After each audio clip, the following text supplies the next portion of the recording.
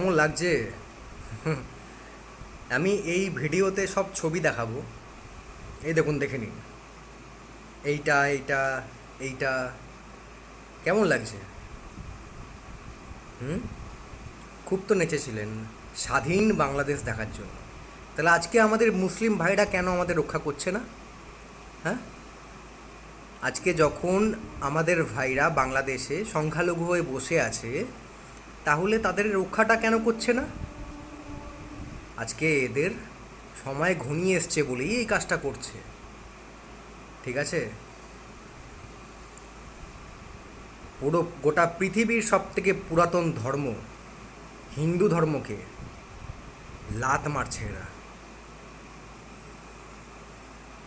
আমি সব মুসলিম ভাইদেরকে বলবো না যে তারা খারাপ, সবাইকে বলবোই না।